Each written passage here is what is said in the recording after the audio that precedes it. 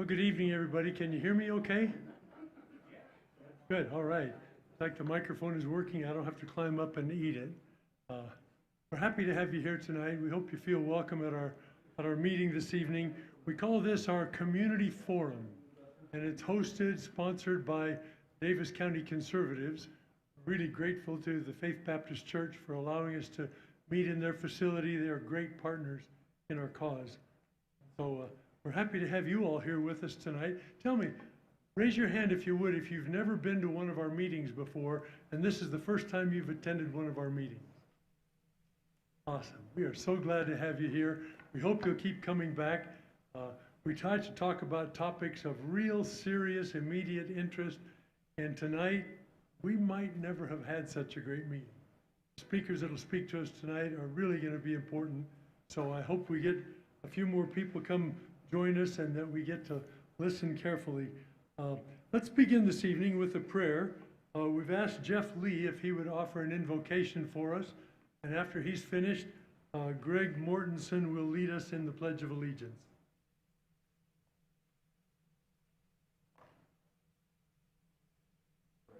Lord, thank you so much that you're who you are. Everything. You're from everlasting. We're the creator. Thank you for loving us so much. Your grace and mercy are more than we can still offered.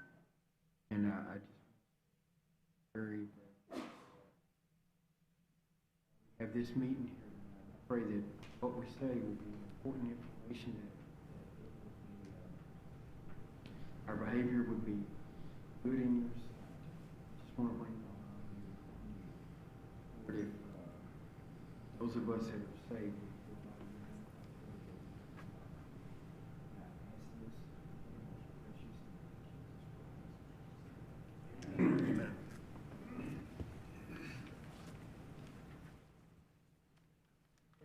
looks like the flag is on your right if you'll all stand.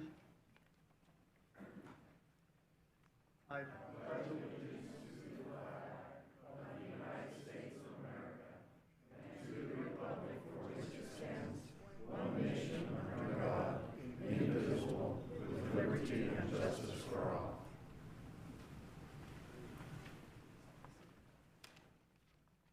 So we appreciate the invocation. That was beautiful, and our pledge, so important to us.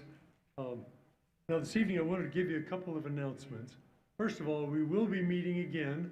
We do meet on the second and fourth Thursday of each month. And so our next meeting will be on October 9th, our next forum meeting, and we'll get a chance to hear from Mr. Robert Brown on the topic of a convention of states. And as you might guess, there will be lots of facts brought, maybe some discussion, and certainly the opportunity to ask questions and form an opinion. So we would welcome you to be here for that on October 9th. On October 23rd, our county prosecutor, our county attorney, will be joining us. His name is Troy Rawlings, and he'll explain to us what he knows about the rate of sexual abuse in Utah. Sort of a painful subject, and yet one that's very important given that Utah may be number one. And that's something we need to know about. So we would invite you to come, and of course invite friends, family to come and understand the real circumstances that we find ourselves in. All right, well, let's get down to our first speaker. Tonight we're privileged to have our state auditor, a relative of mine. That makes me look important, doesn't it? Our state auditor, Tina Cannon, just elected last year. So she's finally all the way up to speed, if she wasn't already at the beginning. And she can tell us a lot about what the status is at the state auditor's office. We're looking forward to hearing her words. Tina, we'll turn it over to you if you want questions during the presentation or at the end, as you wish. Because I'm pretty short, so if I stand behind anything, you won't see me. So is this ready to go? Oh, there we go. So I apologize if you have to look at my picture because my staff puts these together. And they always pick the ones I don't like. So they do it on purpose to keep me humble. So I'm Tina Cannon, and I feel like this is my second home because I was actually here in this building during the primary election results. And I do remember the first results that came out were Weber County, which was one of 3 counties that I didn't beat Ricky in. And so it was a terrifying few minutes here in the building, and then I was also here during the general election. So this feels like home, and I'm always going to remember this building is where I found out. I didn't leave until I was ahead and winning, and it was a great evening, because until I discovered what the job actually was, which. And then my husband reminds me all the time, no, you were happy about this once. You actually paid money for this position. So my highest donor is my husband, and he reminds me all the time, we paid good money for this torture. So I was the deputy state auditor before being the auditor, so I was aware of what I was getting into, kind of. So our job is we provide Utah taxpayers and government officials with an independent assessment of financial operation, statutory compliance, and performance management for state and local governments. So, oops. I take this back. This is actually the tagline on my emails, and it has been my tagline ever since I got involved in government, because this is my favorite with James Madison. And every time I get a chance to quote him, I do, because I feel like this is very appropriate for the state auditor's office. If angels were to govern men, neither external nor internal controls on government would be necessary. In framing a government which is to be administered by men over men, the great difficulty lies in this. You must first enable the government to control the governed, and in the next place, oblige it to control itself. That's where I come in, is controlling itself. I forget which way I have to point it to get it to. There we go. So one of the key parts of the office and in audit in general is independence. In order for audit to be effective, it has to be independent. So I am independently elected. I am not appointed by the legislature. I am not appointed by the governor. I am directly elected by the people of Utah. So I answer only to the people of Utah. Now, this is not, I'm an accountant by background, and I went through college when we were going through the Enron and the WorldCom problems. Everybody remember that disaster? Those disasters both happened because of a lack of independence in their auditor. When an auditor is influenced or controlled by management, you don't get a clean audit, and they fail to tell you what needs to be said. And that is the job of the auditor. As I campaigned, I told people the most important quality in a state auditor is a backbone, because I make people angry every day. That's my job. So,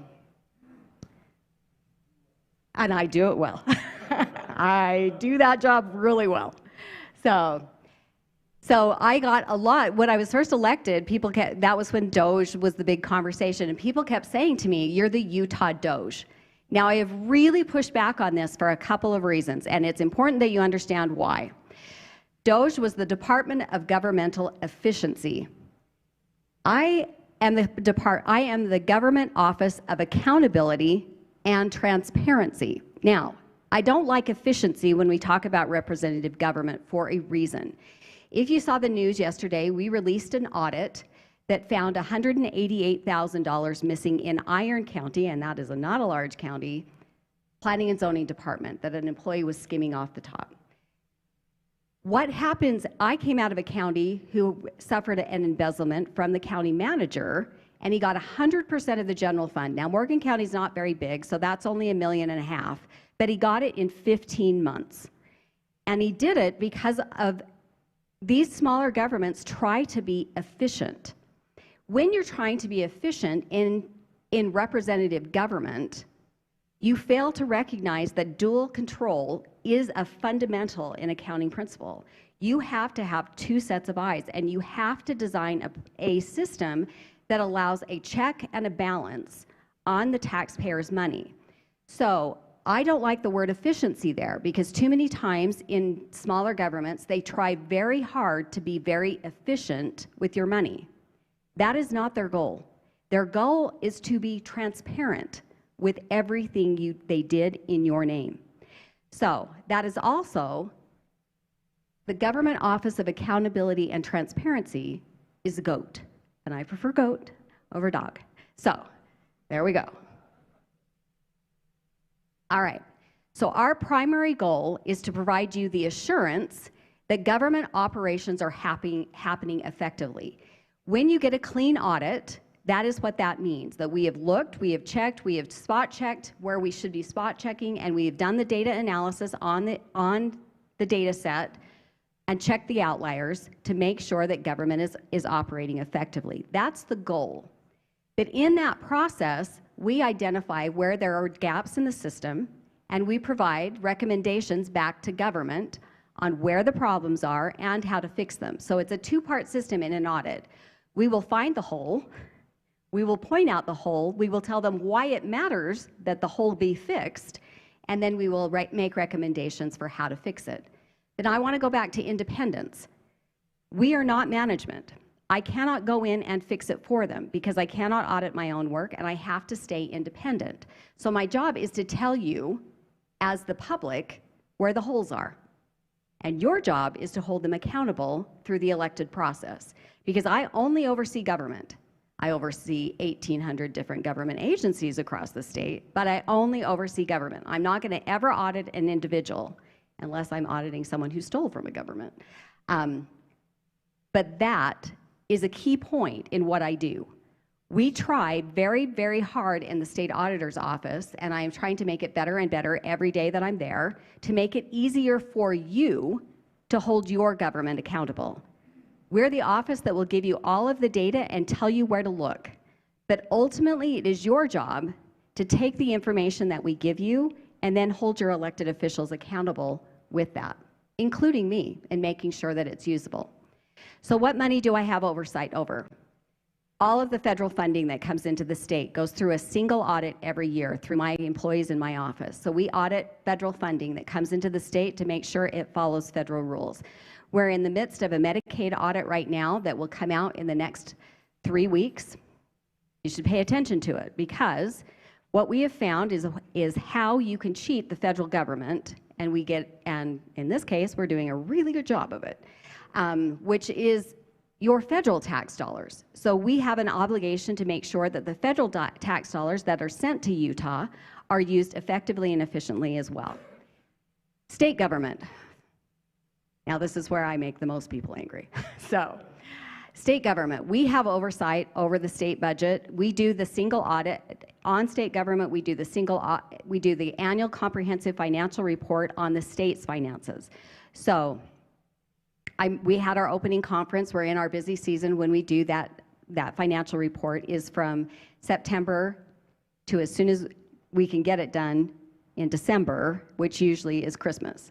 So because we have to have it done and out by January 1 by statute. So that is our busy season.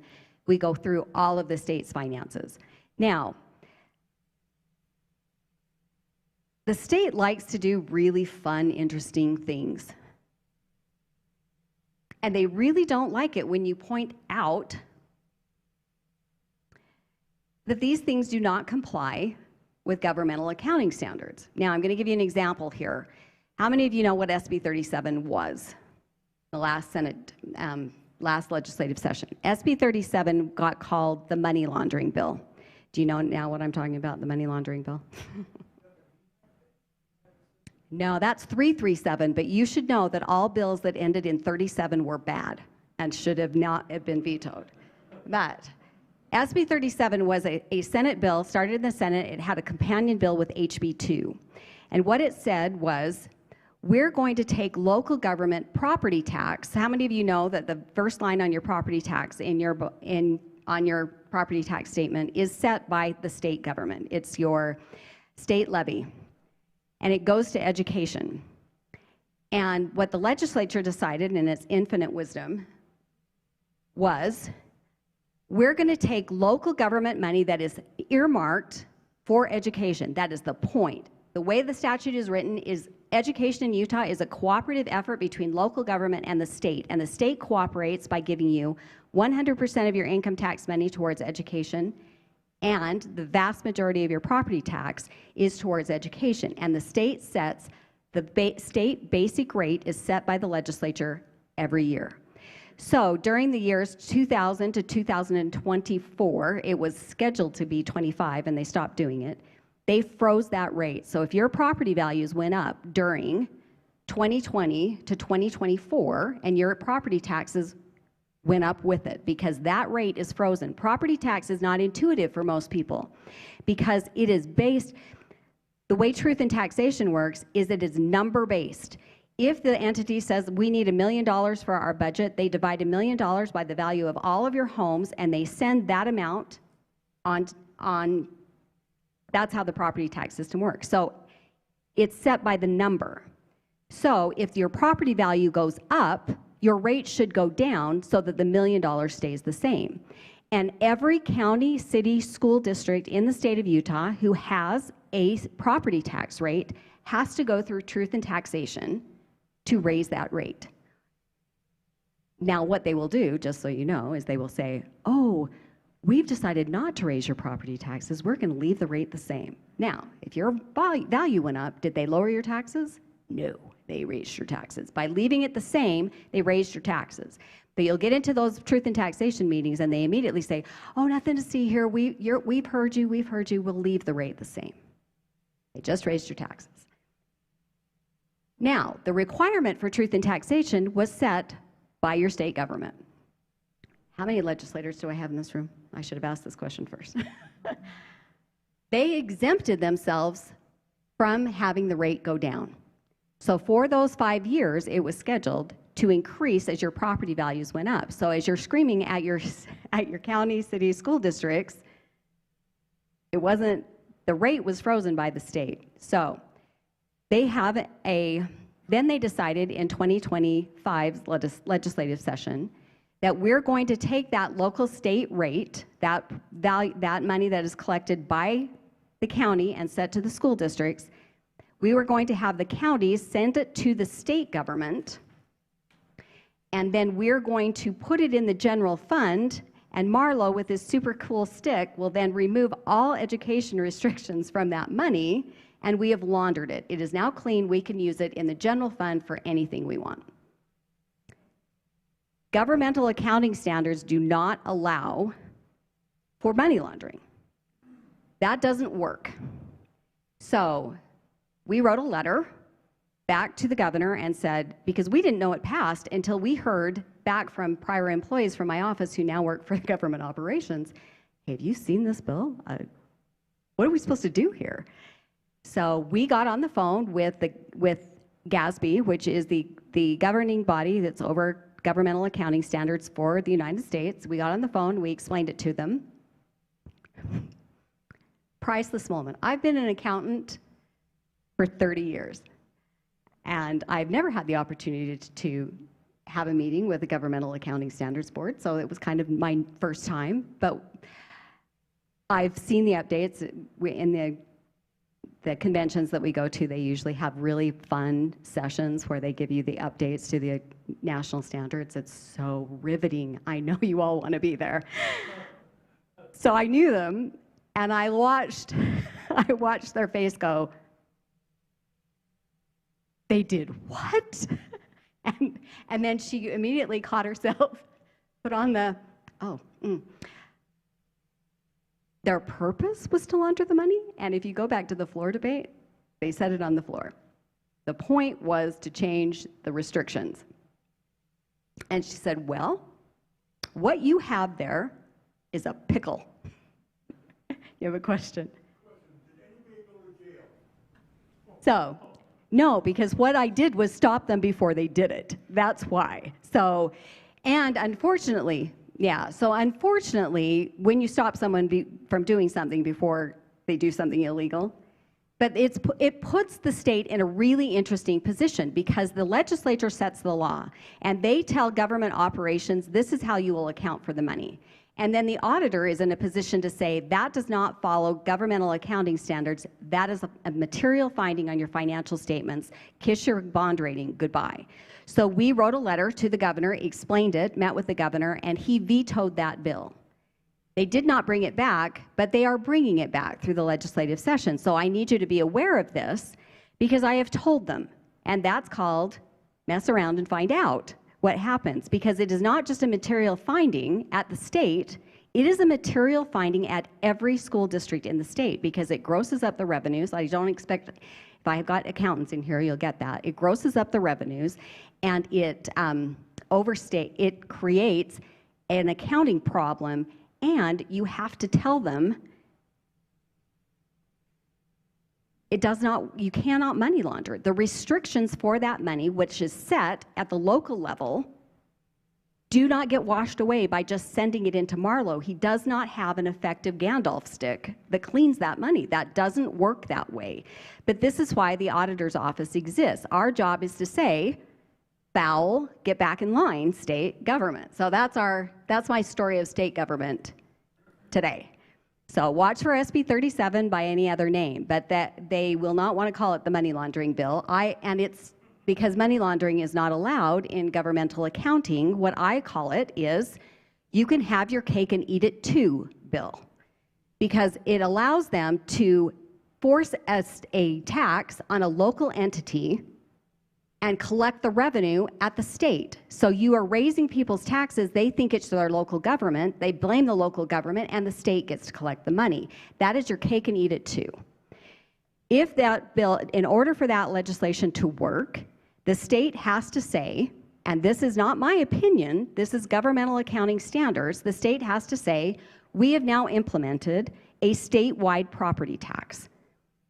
And then we will explain to the public why we have just implemented a statewide property tax that goes into state coffers. That is the only way that bill will work. So, Lincoln Fillmore. Lincoln Fillmore. Yes. They want it to go into the general fund. They're telling you, what they're saying is they want to be able to use it for education, and that they will still use it for education. But remember, 100% of the income tax fund is for education. So if you really wanted to just use it for education, you would send it to the income tax fund. Because by state rule, by governmental accounting standards, you have two sets of funds. Restricted funding is governmental accounting. Income tax by the Constitution of Utah is restricted for education use only. General fund, which is your sales tax, can be used for anything. So if you truly wanted to use it for education, you would send it where? To the income tax fund. They are sending it to the sales tax fund. That doesn't work.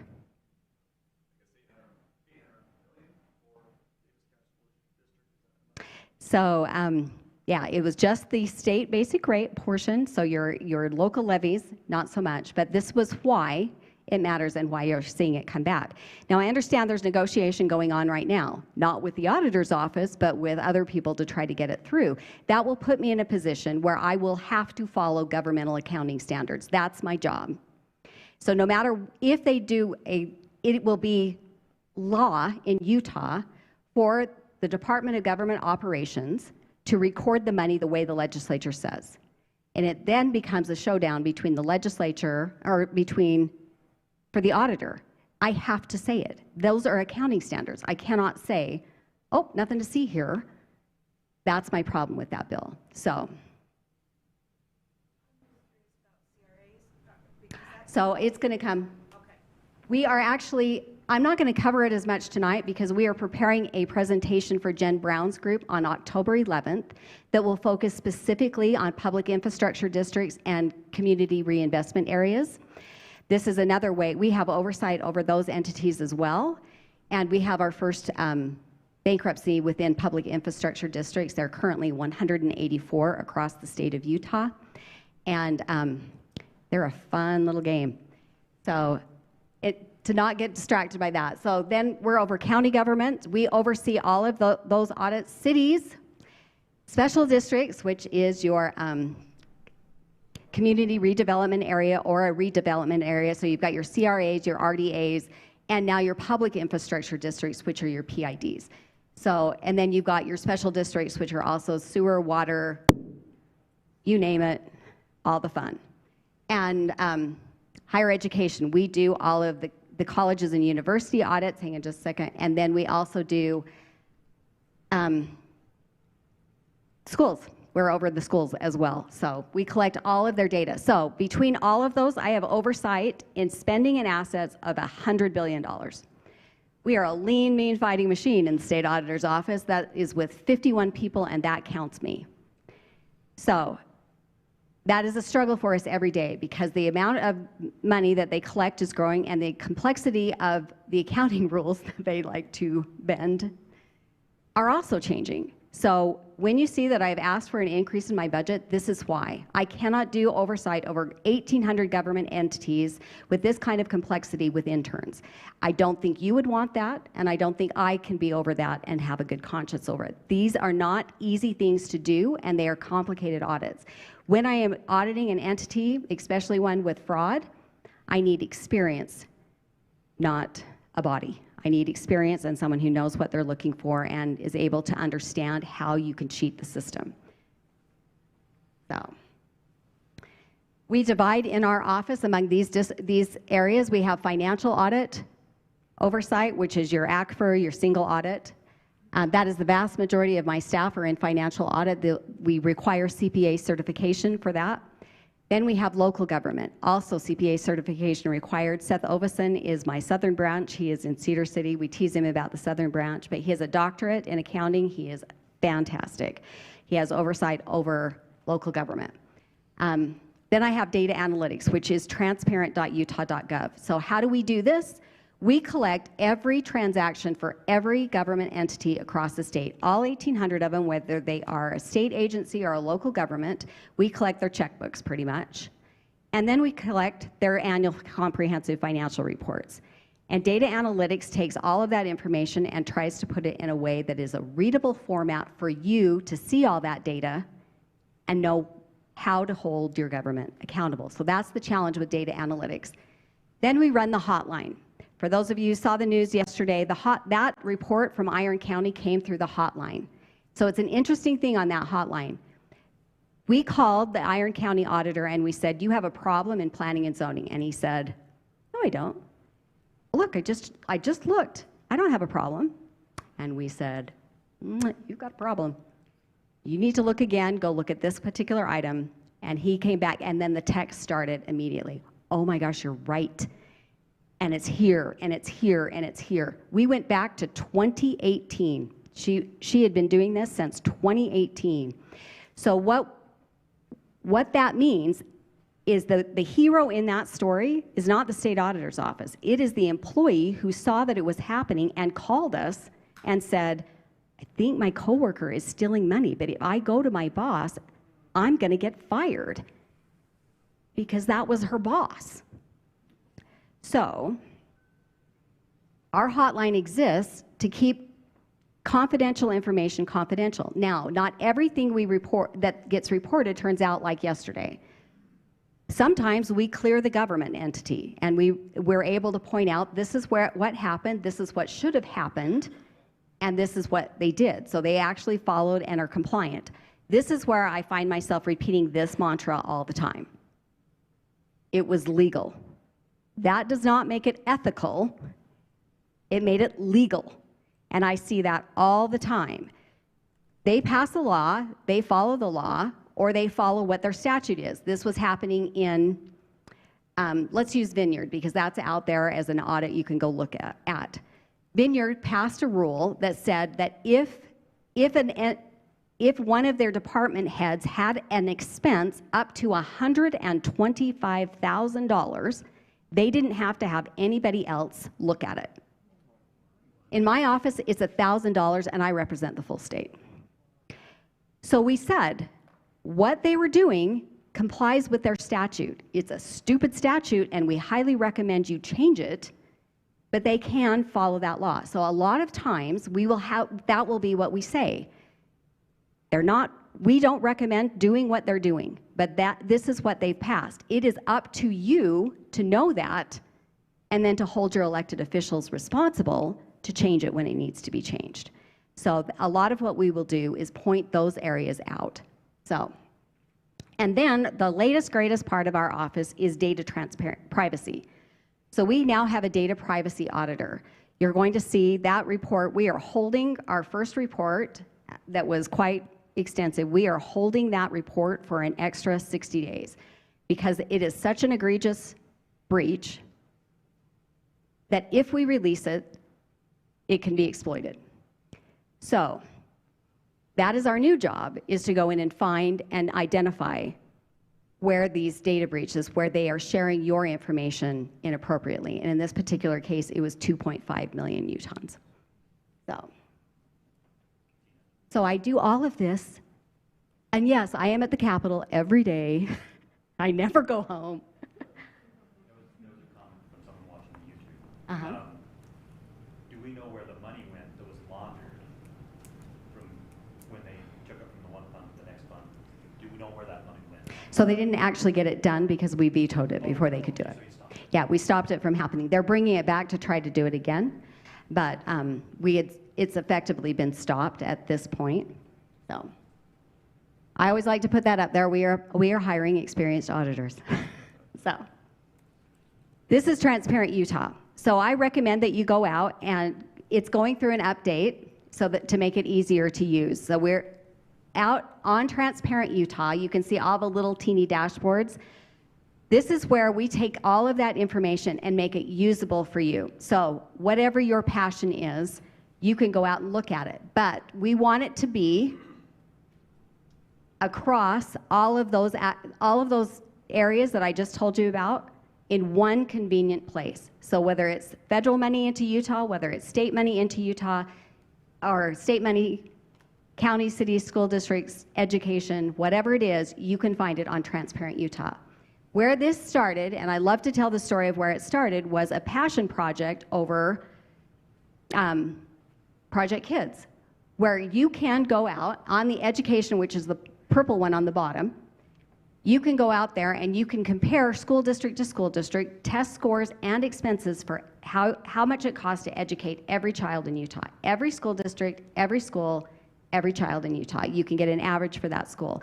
And not only that, we break it down to administrative costs, education-related costs, school lunch, now school breakfast is included in that, and transportation, which is a bigger part of rural Utah. So transparent.utah.gov. I recommend you'll use it and look forward to, in the next 2 weeks, the update. We're trying to make it more usable, more user-friendly, and then give you tutorials on how to use it. But if you have any questions, you can always come in. We opened the Transparent Utah office in the Capitol, where we will teach you how to use it and how to use it. And what's there and how to use it. And then we've created a super user portal. And if you want to do mass data analysis, like Data Republican, we give you the access, and you can take those same data sets, because we've cleaned it, and we're over privacy. So remember, we clean all of the confidential information out. And we will give it to you so you can then curate it in the way you want to see it happen. So as you can see, there are a lot of them. There were 34, and I wanted 50. So I put out a challenge for, if you have a really great idea, contact our office and we'll make an app that illustrates that. So we have the Aaron Bolin dashboard that's under education, and he said, I think that in education, administrative salaries are going up faster than teacher salaries. That's my theory. And I said, that's a great theory. We have the data. We'll test it. And sure enough, he was right. So we made the Aaron Bolin dashboard and illustrated that for him. Jamie Renda, if you all know Jamie, came to me and said, I want to know where all of the money into a school district is coming from. So whether it's federal money, state money, local. So we created the Jamie Renda dashboard that's also under education, so you can go see that for every school in Utah. Jamie then came to me and said, hey, HB2, my school district is telling me that they have to raise my taxes to be compliant with state law, with the TIF financing. So we have added to Jamie Renda's dashboard the answer to that question. We did an analysis of every school district across the state, what their state basic rate was and what the requirement by HB2 was, whether or not they needed to raise. The question came out of Weber County, and we were able to tell you, would they have had to do it, or could they have, were they safe? Because what the state, it was a complicated thing, but if you had questions or you had come to me over, hey, my school district just raised my property taxes, they're telling me it's because the state required it. In vast majority of cases, I think we identified 5 where that was actually true. But it was HB2 was an easy blame. So I'm an equal opportunity calling out person. I have now called out the state on what they've done. I am now calling out school districts on what they've done. As you can see, I spend my days making friends and influencing people. It's super awesome. So I make everybody angry, hopefully not you. So. You have a question? You only do public schools, you don't do charter schools, right? Actually, we do have oversight over charter schools in this way. I have a question. Okay? I've talked, this month alone, I've talked to 86 of my residents in my town. Several of them have a question. Why do public school parents have to pay more for after-school activities than charter school parents? Sometimes 300% more. I got an answer from a school board member. Maybe the charter school will feel good with their money. Yeah. But apparently the charter school parents are paying 1/3 than what the public school parents for the same after-school activity. Is there a reason for that, or is it mismanagement? So this is a great question, and it's one of the bills that I am recommending be run by the legislature, because the state auditor's office went through and analyzed school fees. So it is I want to say statute, it's not statute, it's case law for how fees can be used in the state. And it was Utah Sage versus Pleasant Grove, and then was the reaffirm, and the first one was B1 Oil. And so there is court case over how fees can be used. And so we went across all schools and all counties, cities, anyone who charges a fee, there is a requirement that the fee not be confused with a tax.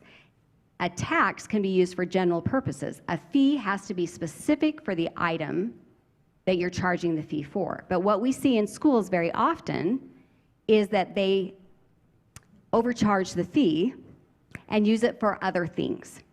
So we do those audits, and if you have a concern over a specific fee, that goes through the hotline, and we do those investigations. That's where a lot of them started. We did them on higher ed as well, so we did all of the colleges and universities, and they had to restructure their fees to make them compliant with the code. Where this came back is then I got to do it to the state bar. Because their fee, now remember, the Supreme Court is over the bar. It's the only profession in the state of Utah not regulated through the Department of Commerce is the law. And so the Supreme Court is over the practice of law, and that's in your Constitution. So they have the authority to do it. But regulating the practice is not the same thing as a trade organization that then represents legal attorneys or offers health insurance or any of those fun things. That's not part of regulating the practice of law. So I got to be really good friends with the internal auditors at the courts, and I got to do that review. That was my last project before becoming the state auditor. And so, as I said earlier, equal opportunity offender, the Supreme Court is not happy with me right now either. So. You mentioned 5 school districts that were, can you elaborate on that? Yeah, I don't know them off the top of my head, but if you go, I can either send it to the group in the white paper that we did, or we are attaching it to Jamie Renda's dashboard, because she asked the question. So it will take you through what HB2 did, what impact it had on schools, what the hold harmless period change meant, and which school districts were then required to make up the match in the funding and why they had to raise. So it's out there on Jamie Renda's. And that way I don't have to tell you off the top of my head, because I I do know cash was one of, because I got that question from a legislator, that they were one that said they had to. Yeah. Box Elder County didn't have to do it either, and theirs was really large. Okay. So these are the fun things that we do. So this is an illustration of how the state of Utah's revenue has increased over time. So remember, we also collect their comprehensive financial reports. So this is from the year 2005 to 2025 fiscal year. So we're about to add fiscal 2026 this is the third fiscal 2024. We're about to add fiscal 2025. Now, this is when it starts getting really fun. Because just watch them turn on the gas.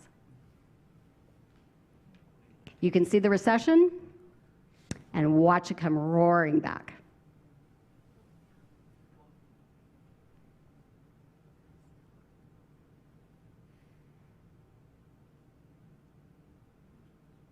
All right, so now I'm going to show you, and it's hard to see from that far away, but this is the data highlight on our page on Transparent Utah. And you can see these are the different expenditures. So what I tell people to do is watch the priorities change. So this is over a 20-year period, what state expenditures have done. So you see the priorities change as the column or the rows change, because these are ranked by the amount of money. So it's hard to see from this far away, so I recommend you go out there and look at it. But this was a super fun illustration for us. So I do believe they told you that they cut your taxes. I might have just showed that they didn't cut the revenue. Independent oversight matters. This is why.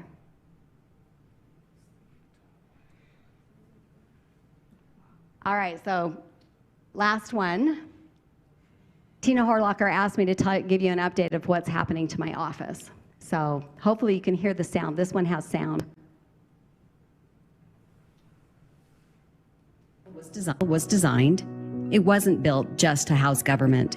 It was built to reflect our values. This rotunda, filled with our state's history, reminds us of our heritage. The windows are placed to let light into the people's house, symbolizing openness and transparency. It is literally government in the sunlight. All of the offices are prominently placed to illustrate our Constitution in architecture, so that you could see through the building the separation of powers. The legislative branch, the judicial branch, and the executive branch offices are all here, ensuring that the citizens would always have access to their elected representatives. It is in that same spirit that we opened the Transparent Utah Room right here in the Utah State Auditor's office. This space is dedicated to you, the people of Utah. Here you can explore resources, see how every tax dollar is used, and learn to use transparent.utah.gov. My commitment as the state auditor is simple. Every taxpayer in Utah has the right to see where and how their tax dollars are spent. Transparency is and always will be the hallmark of this office. I invite you to step inside, see transparency in action, and be the agent of accountability. I'm Tina Cannon, the Utah State Auditor. All right. So a week ago Monday, so for those of you who are following along during session, the last day of session, it was 7 minutes between when the verbiage was put into a bill to remove my office from the rotunda before it was voted on in the House.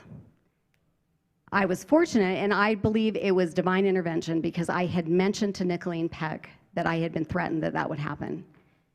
And what I was told, and in full transparency, what I was told was, when I told them I disagree, I think it should stay exactly where it's been for the 25 auditors before me, and for the infinite number after me, exactly where it's supposed to be, as a balance of power and a representation of the checks and balances of government. Leave my office alone. It does not need to be moved. We do not need the expense of remodeling. Leave me alone. I was told, fine, We will put it in a bill. You will not even see it coming. And that's what they did. And so because we thought that was in the House, but because they changed the legislation in the House, it had to go back to the Senate. And hats off to Heidi Baldry. I have no idea the amount of pressure that she was under, because what I was told, and I was told by the Senate president, that I was going to be replaced in that Capitol Rotunda with junior senators, that they are elected officials. How dare I say no? And I said, I'm a statewide constitutional officer. These are elected officials. You are just impossible to get along with. And I'm like, I'm not impossible to get along with. I just don't agree. And I cannot let you, remember, I told you the importance of independence in audit. But the second rule is management interference. When you belittle and demean the state auditor and the work of the state auditor, you demean and you belittle my employees and the work that we do. And my job is to be your advocate for government. And you demean your choice. You're right. You demean the taxpayers and the voters who put me there. I am the second highest vote getter in the state of Utah, second highest. And I'm getting relegated. In his anger, he told me, fine, if you don't want to leave the Capitol, because his first idea was to make me leave the Capitol, and his second was, then we'll shove you in a closet in the basement. And that's what they did last Monday. So you may be in his Senate district, but it was a campaign promise that the junior senators, to support him as Senate president, that they would be moved, they would have offices in the Capitol, because there are still 6 of them that have offices in the aptly named Senate building, where the majority of their committee hearings are. And part of that legislation that he refuses to recognize is that part of it was that a space study would be done. And I have said all the way along, I welcome that. Do the space study. I am here every day. My staff are here every day. We are not part-time legislators. We are full-time executive branch offices. We are there full-time. But what that will do is Transparent Utah will not be in the Capitol anymore. I don't have the space, because it doesn't do me any good to have a receptionist and an office for me. I have a staff with 5 different departments, and I am constantly in meetings all day long. This is our public-facing office where we meet with the public, and that's why it's where it is it's the public's office, and it is where we provide transparency. So that is an update on what happened. So I believe strongly in government in the sunshine. And when they made that move, they made it through the Capitol Preservation Board, but they did not follow Open Public Meetings Act law and notice it correctly. So I have 90 days from the date of that meeting to sue. It's not something I like to do, but I don't know that I have a choice. This is my office. I am the first Republican woman elected statewide in Utah, independently elected. I'm an easy mark. I am 4'10". I don't weigh 100 pounds. I'm an easy mark. But it belittles the work that our office does, and it minimizes the importance of an audit. I told the Capitol Preservation Board this. There is a reason why the only executive branch officer not on your committee is the state auditor, because I'm your oversight. I audit the Capitol Preservation Board. When I told them that, you can listen to the minutes or the recording, they freaked out. What? We're being audited? What? Really, people? That north building is, listen to me carefully, that north building is the most expensive project in state history to date. If I was not auditing that building, I would not be doing my job. I am doing the job I was elected to do. My job is to be the oversight. Of course I know where every dollar went. Of course I do. Management interference means intimidation and bullying, threats, all of those things. You're the people, you get to decide. This is not between me and the Senate president. This is up to the people to decide, and you can decide. What's our window, your 90-day window, and how can we help? So it happened a week ago Monday, so we're going into the full second week. But I've decided there were several other things going on, maybe a Charlie Kirk funeral. I have several audits. We have important work we are doing every day, and I've mentioned briefly some of those audits that are coming out, and you'll see them come out in the next few weeks. We have not enough staff to do what we're doing, and this is a disruption and a distraction from the good work that we do. So I'm going to decide when it's in my own time, but I will make that known on social media.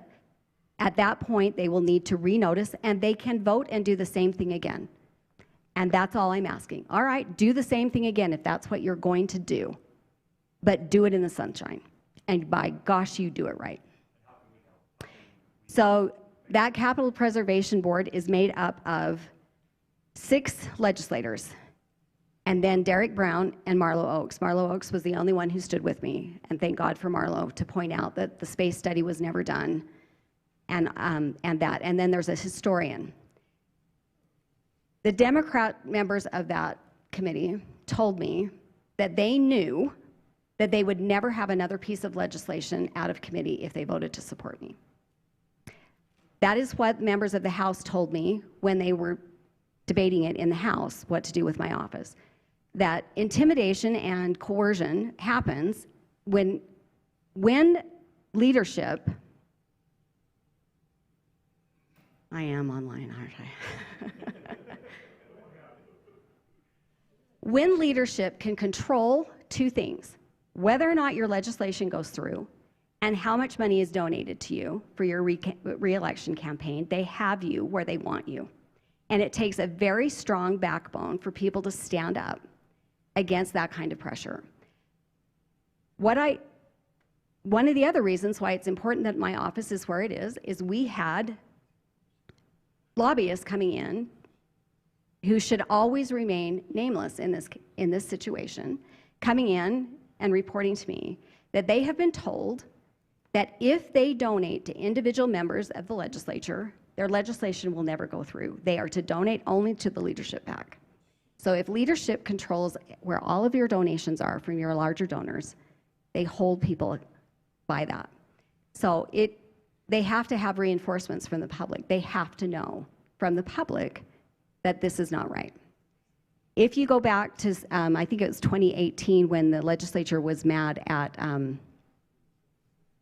Sean Reyes, they took part of his office. So I won't speak for Derek's motives, but he knows I'm really mad at him over this. So go ahead and tell him I said I was mad at him. What you say sounds like racketeering under the federal law. And I think we have a person over there that may understand law. Does that sound like... It is interesting that you say that because I did bring in a trainer. So we train, our employees have to go through 40 hours of continuing education every year. And part of that is interviews and how to conduct an interview. So we brought in the prior district attorney from the southern part of New York City who had a lot of experience with RICO to train my staff. So you can take that for whatever you would like. It sounds like racketeering. Sounds like the National Republican Party, like Mitch McConnell. I have to tell you, I have never been anything but a Republican, but I don't recognize my party because I am a Republican because I believe in small government, lower taxes, and morals. So I will leave the morals exactly where it is. Yes? You have to get your budget I do. and staffing allocation Great question. from the legislature. No. Actually, this is the next thing that they will go after. I have a unique statute, and I am grateful for the person. So I am a constitutional officer, and I have oversight over by the Constitution, I have oversight over finances. And then I have a statute that gives me transparent Utah, privacy, those types of things. In that statute, It is the first item, and I know that it needs to be etched in stone somewhere, or all of you need to know this, that the state auditor, because they understood that independence for the state auditor matters, I have a unique statute that allows me to choose the personnel and the reasonable costs of my office. We have, out of respect, never pushed that issue. But the next thing I expect to see for pushback and for doing my job and pointing out problems where I see problems is a reduction in my budget. We had a budget request. It was not honored. In fact, we got a negative increase. Everybody else got a COLA. We got a negative. I understand a message. It was sit down and shut up, and that's not my job. Sorry, can we say shut up in here? That was a swear word in my house growing up. Sorry. I am in church. All right, so that is the presentation. I'm happy to answer questions, or we can turn it over to Bob because I've used a lot of your time. Go ahead. Thank you for coming. Thank you for what you're doing. Thank you. That is, thank you.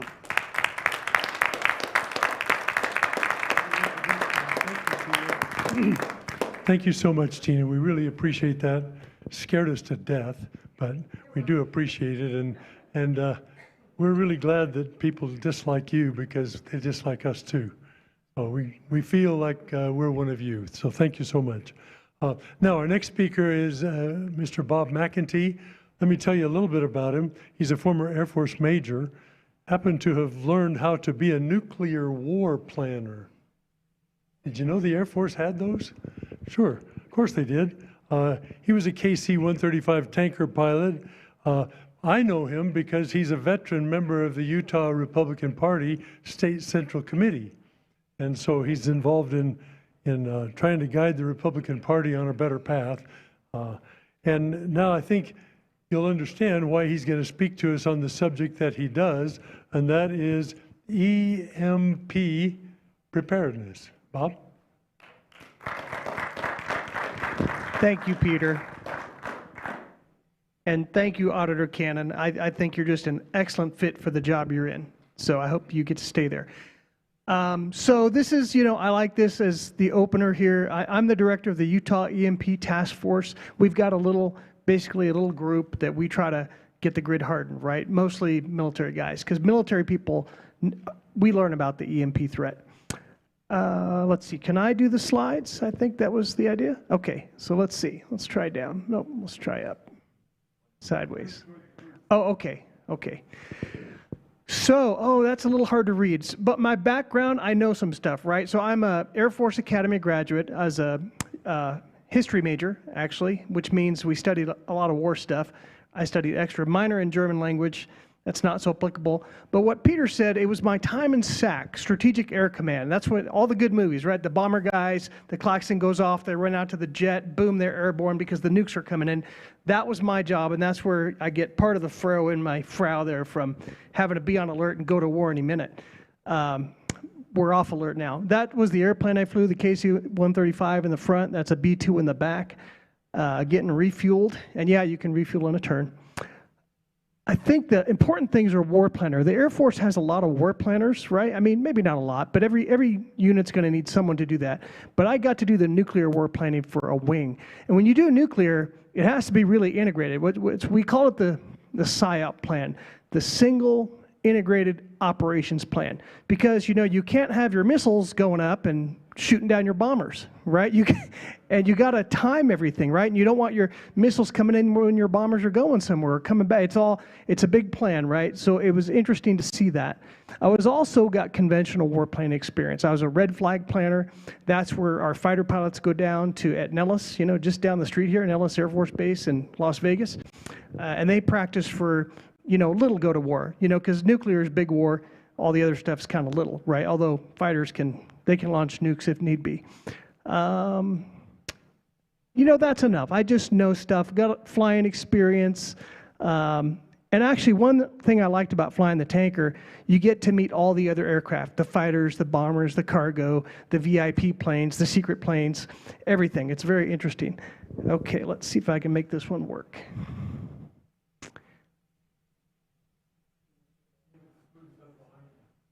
Oh, okay, go that way? I'm doing it the hard way? Okay. The booth behind me. Uh-oh. Is it the up or down button? Oh, it's the sideways. Here, you did well with it. Okay, which one was it? Well, I'll play. Okay, there. Oh, wow. I think that was my next one. Yeah, okay. And by the way, I like Auditor Canon slides are very professional, but I like a lot of color, and I like airplanes. Maybe you can tell. Those are all threats right there. They're not friendlies, right? So that's the Tu-95 Bear bomber that Ukraine took out a bunch of with their special operation, and those are cruise missiles under it. So we're way past World War II, because this Bear bomber with its props, it can be 500 miles off the California coast and launch those cruise missiles, right? And they're gonna hit us. Those are nuclear cruise missiles, right? That a Bear bomber would. So that's how warfare changed. These bombers don't need to fly anywhere near us. They can drop their load way off. And that below it is the Tu-160, the backfire bomber. I think the Russians call it the White Swan, which it is kind of pretty looking, except it's a massive bomber. It's bigger than our B-1. And there's a mobile ICBM that the Russians have. We don't have mobile ICBMs because we want ours under strict control. We don't want anybody walking away with one, right? But the Russians, they're a little bit looser. And there's a Russian sub. And those are kind of scary because subs can pull up off our coast. In 10 minutes, they can hit a lot of the United States, right? And that's what, as an aircrew member, that's what we had to fight against, right? If there's a sub launch, we have to be airborne and away from that base because it's gone in 10 minutes, you know? Anyway. Let's see. Okay, there we go. So proven threats. So EMP is a threat, and people get that, right? And maybe some movies have driven that home. But people don't know about the threat that the sun is. Oh, yeah, you know, I skipped that slide, didn't I? So I had a slide. I'm sorry, I'm kind of sloppy with the controller. But EMP is electromagnetic pulse.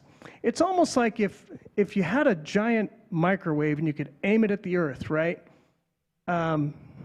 That's what an EMP is like. I'm gonna get this down, folks. I can learn. Where's my definition slide? Somehow. Oh, okay, we're getting there. Okay, thank you for reminding me. Oh man, I'm pranking myself. Okay. Got to give it a minute to respond. Okay. Oh yeah. Okay. Click. Stop. Okay. There. No. One more. I don't know. It doesn't. I'm not supposed to brief that one today. But an EMP is an electromagnetic pulse. It happens anytime a nuclear weapon goes off, and nuclear weapons can be optimized for the EMP feature, which is something North Korea has decided they want to do. Right? Because North Korea knows they're not going to wipe out our whole country with a bunch of nuclear bombs, right? Not yet, at least. But Iran and North Korea, Iran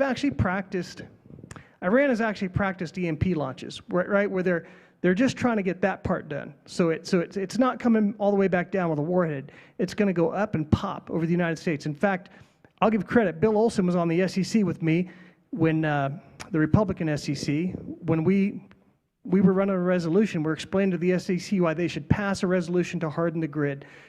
And that was one of the things he found out was the Iranian war plans. And the Iranian war plans call for 2 EMPs over each of our grids. In fact, okay, this is the hard part. There's the grids. So we got 3 grids in the United States. We got here, I can do this right. I bought a new laser pointer for this. It's powerful, so I won't hit anybody. But we got the Western grid, that's us. We're the Western Interconnect, and it goes up into Canada. You've got we call it the Eastern grid over here, which is connected to parts of Canada too. And Texas, of course, Texas has their own grid. Okay, I got distracted by all the cool airplanes on that, and I forgot that that's how the grids are set up. And if you take out enough transformers in any of these grids, the whole power grid's going to go down. So there is a technique called islanding, where like Utah could just seal itself off. You know, let's say Nevada or California got hit, Utah could island itself. It's a lot like just having circuit breakers basically in the right place so you stop the flow of electricity. Okay, so back to the sun. So the sun, we haven't seen it much in our lifetime, but back in 1980, well, I'll go back. We just discovered in 2021 that in 1582, the skies in Europe turned red for 3 days. And this is because the sun was having a big solar storm. And if that were to happen today, that's a grid killer. Then in 1859, it was observed, Mr. Carrington over in England saw a huge solar flare. And in 8 hours, which is quick, it hit the United States. In fact, some of you might have seen last year, 2024, there were some northern lights that could be seen in parts of Utah, right? Well, and that's rare, right? We don't, because it's a lot of energy to make it push this far down. But this 1859 Carrington event, and we'll talk about that more, it was so powerful, railroad lines in the United States twisted. Go out and try to twist a railroad line, right? It's kind of hard to do. Telegraph lines, they shocked people. It would have been a complete grid killer today. People back then, the northern lights came down as far as Panama, present-day Panama. And people in the United States for a couple days when this Carrington event was going on, the big solar flare, they could read books and newspapers at night because how bright, the northern lights were, except they weren't that northern.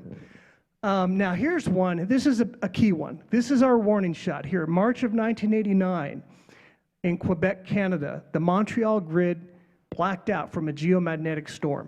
Because if you were to go to the power company guys today and you were to go, hey, we should really harden the grid, oh, don't worry. If the sun's, we'll see it coming, we'll shut it down, it won't bother us.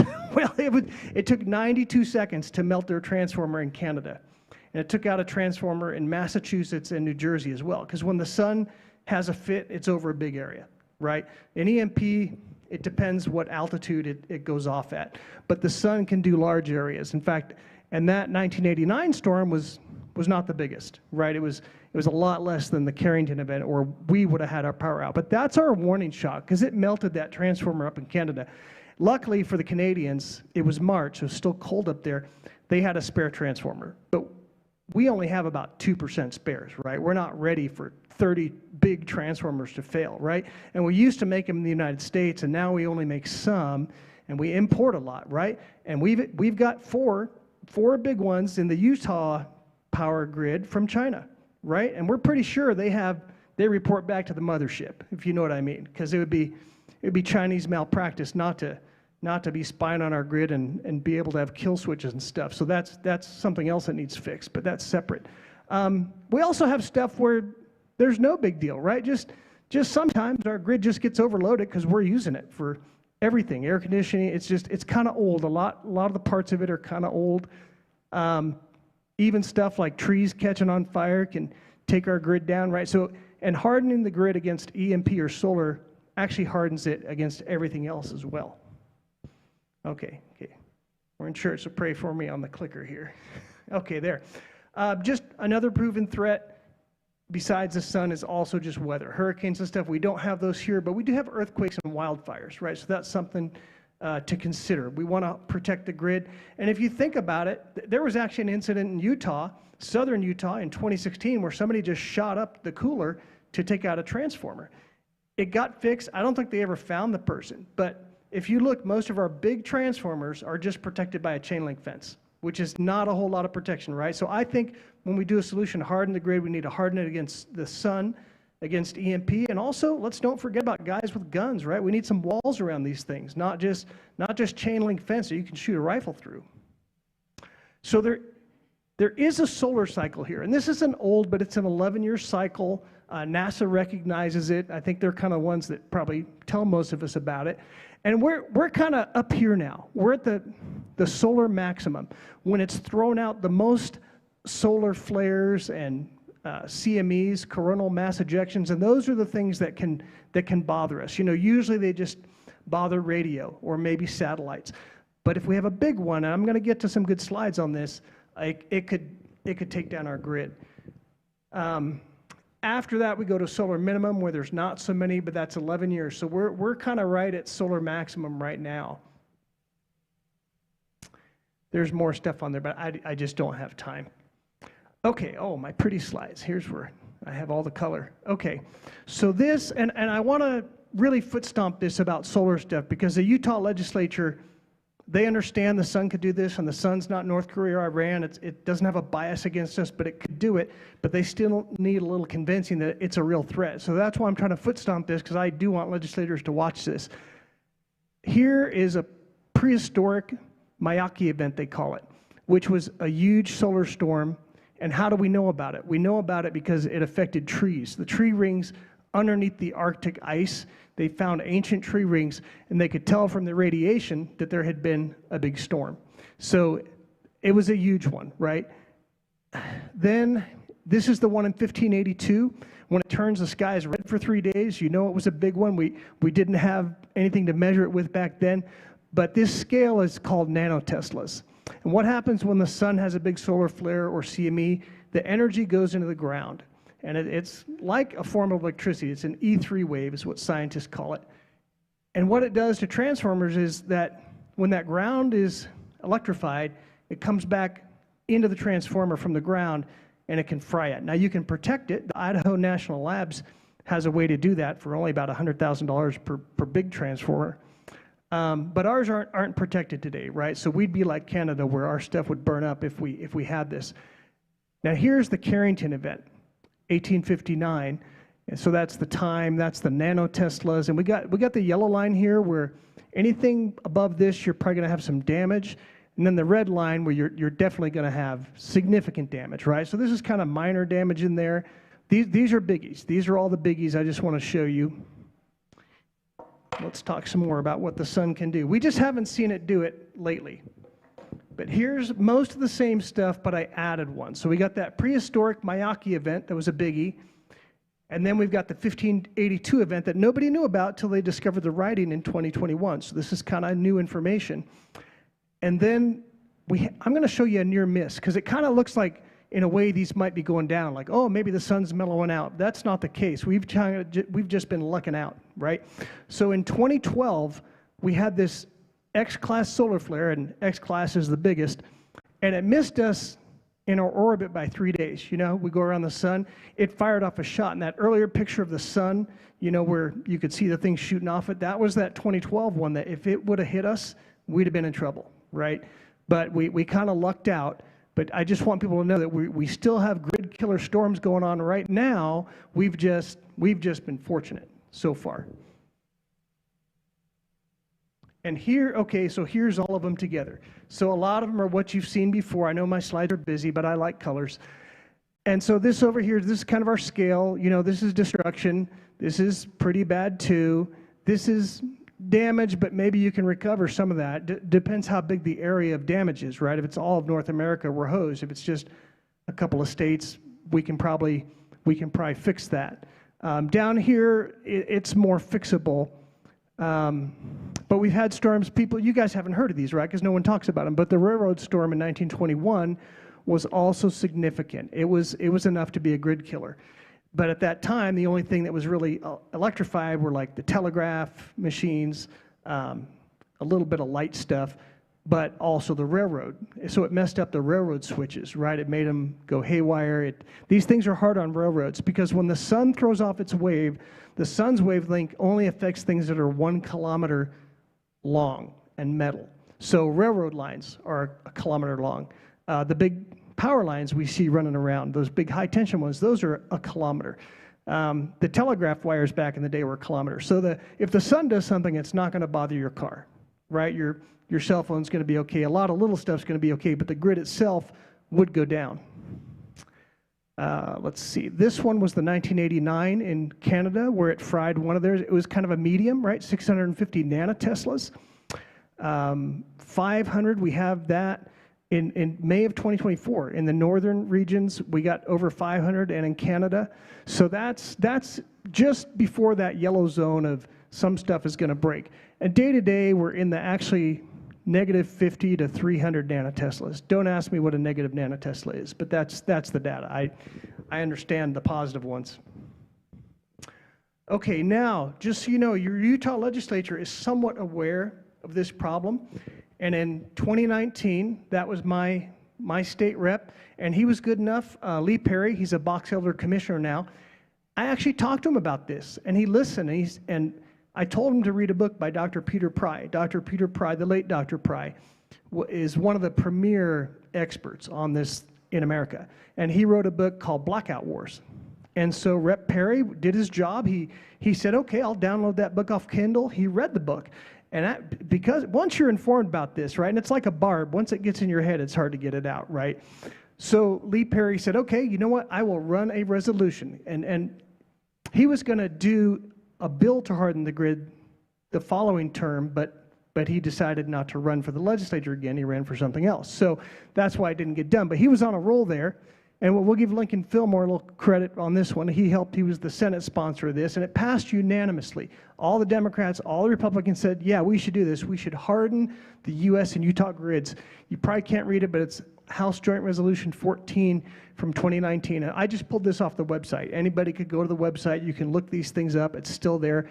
That's one good feature of our legislature. Money well spent, right, Auditor Cannon? Okay, this, yes, some of the better money we've paid. This, I'm sorry, it's a little hard to see, but these bubbles, this is what Trey Gowdy, and a lot of you probably know him because he's a news personality and a congressman. He asked the Congressional Budget Office to put together a briefing for him, and they did a 48-page report of threats to the economy and the grid. So everything here is grid related. This is like the report I would ask them for, right? And it was in 2020. They did a good job because over here you've got physical threats, fires, guys shooting rifles at the grid. And so that's how likely is it that this would happen? That's at scale. So it's pretty likely. Anybody could get a rifle and, yeah, go shoot up a transformer on your way home, right? And down here is how much impact is it? Well, low, very low, medium. Because, you know, if you're just taking pot shots at transformers, you can do some damage, but only so much, right? You're not going to stop the whole economy. This is a major hurricane, major earthquake, and those are medium. You know, they're kind of, the likelihood is these are very probable, right? So it's a high likelihood, medium likelihood for a great earthquake, and medium impact on the grid. But over here, now you're getting the stuff I talk about. So a large cyber attack, and cyber attacks, we got all the king's horses and all the king's men working on that, right? Everybody all over the world is trying to hack each other's grid. In fact, Russia tried to hack Ukraine's grid, but they got good at protecting it. And so that's not something you need to worry about. Everybody's working on that. Then they're ignoring these two humongous threats, right? These are the two that we haven't done anything about. So the first one is, it's hard for me to read. Severe solar storm. That's what I've been talking about. And so when you get a severe solar storm, it's not going to be low impact, right? It's going to be medium at best and probably higher vary. It's going to smoke the grid, right? That's what's going to happen. Then this is a high altitude EMP attack. And that is what North Korea and Iran salivate over, right? If North Korea could pull up a sub off the coast of the Great Satan, that's what they call us, the Great Satan, and Israel's the Little Satan, right? And here's a beautiful thing. I'll tell you a little extra detail. So you probably remember hearing when Hillary Clinton worked a deal so that Canadian and U.S. uranium could be sold to anyone around the world. We didn't used to do that because uranium has fingerprints on it. The radioactive isotopes tell you what exact mine that came from. It came from this mine in Michigan or that mine in British Columbia or Utah. Utah has uranium, right? So you could tell where it came from. But if Iranians can buy Canadian and U.S. material, then those fancy planes we have that go fly after a nuclear incident and say, hey, where'd that come from? It's going to go, well, it came from Michigan. We nuked ourselves, I guess, right? It takes the fingerprints off that because Hillary allowed that stuff to be sold worldwide. So, credit where credit is due. I'll give a little more credit. It was in 2010. So back when, let me back up a little bit more. When we were bombing Serbia, right? Because we didn't like whatever they were doing. In fact, I was part of that. That was around 2000. A few years after that, some Russian congressmen, they're from the Duma, they came and visited with our congressmen. And they said, we really didn't like what you were doing in Serbia. But if we didn't like it more, we would have just EMP'd you and taken your country out, right? And these congressmen are like, is that a thing? Is that real? So they asked the military guys, and They said, yeah, that's real. So Congress got a little bit excited for a short period of time. They focused on it, and they prepared the GRID Act, which would have protected our grid. Then I wouldn't be up here talking to you about this, right, if we had the GRID Act passed. But it passed the House. I believe it was unanimous, right? So yay, the House, Democrats, Republicans, once again, bipartisan, let's keep the lights on, right? And for national defense, because, you know, if our radars go down and stuff, we're not going to be hurting anybody if we don't have electricity. It gets to the Senate, and this is 2010 now. And Lisa Murkowski decides, well, I don't think Obama's going to like this. I'm going to substitute. Let's do some green energy tax credits instead. So she guts the GRID Act. Lisa Murkowski, Republican, allegedly from Alaska. Well, sometimes Republican, sometimes independent, just depends. But she gutted that thing, so the GRID Act didn't do anything. So that's why it's still an issue, and it's been hard to get Congress focused on it since, unfortunately. And I hope we don't do the standard American thing where we wait till after it happens, because then it's too late, right? We couldn't make transformers in a grid down situation. There's some problems with restarting the grid when it goes black, right? Your nuclear power plants, they're not going to do so well. I mean, you get it. You just think about it. I know you will think about it when you go home, right? But I mean, if there's no power grid, your water's not going to be clean, right? You thank God for clean water, because that's the thing that kills most people. You get dirty water, you know, infected water.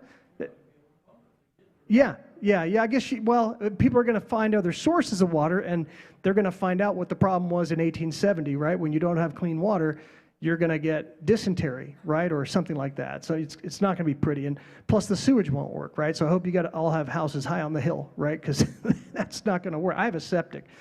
But here's this is actual footage, a picture. I don't have fancy footage like the auditor did, but this is an actual security camera of people shooting up a transformer in California with AK-47s.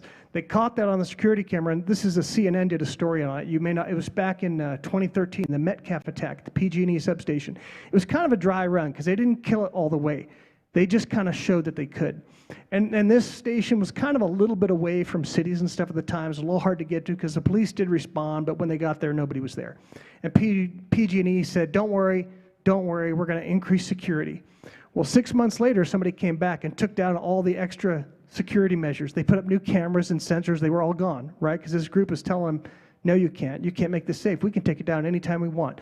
So, and this was actually, the date of this, when it happened, April 16th, 2013, right after your taxes were due, 2 Korean satellites flew over the United States, and we don't know what's on those satellites. But can you put a nuke on a satellite? Yes, you can, right? So you can just drop one from space, boom. Well, I don't know how many, it's not going to be very many minutes to go from space to an EMP can still work at 100 miles up, 60 miles up. In fact, maybe that's another slide I missed. But, you know, the higher up you do it, the bigger the range of effect, right? It's kind of sort of like a line of sight thing.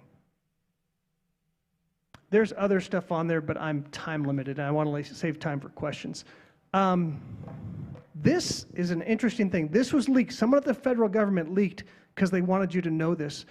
Because the FERC, the Federal Energy Regulatory Commission, they did a study, and they found that if you take down the right 3 transformers, it's got to be the right 3, can't be just any 3, you can take down the whole Western power grid.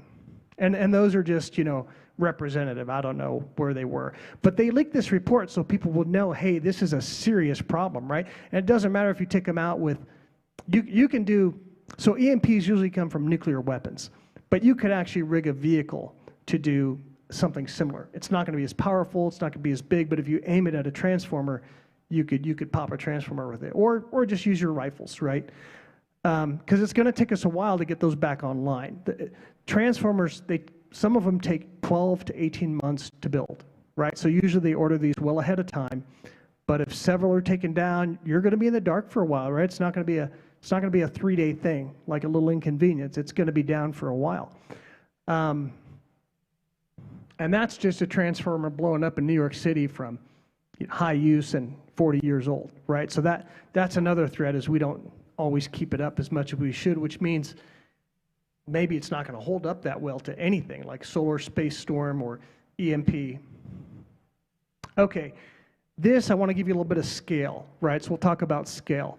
So the hose is electricity is a little bit like water, similar properties of pressure and impact. I call it impact.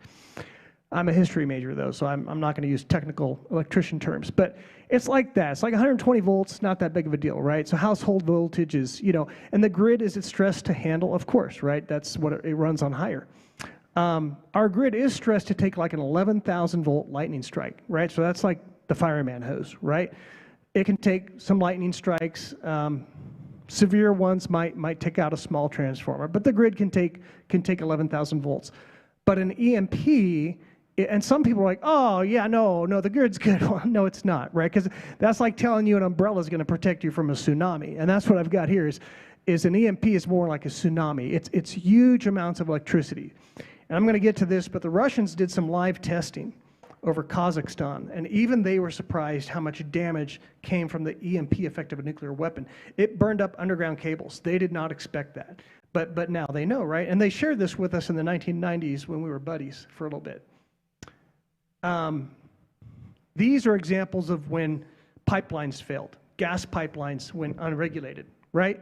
Bad things happen. There's actually like a natural gas pipeline right by my house, but these are fuel pipelines, right? This is in one of them in Washington State, that big one with the old building there. That's in Washington State when a pipeline went bad, and we don't think about it, and I'm glad we don't have to. But SCADA are the small computers that are embedded everywhere throughout. They monitor stuff, right? So they monitor pipelines. Is the pressure right? Oh, let's switch to this pipeline or whatever.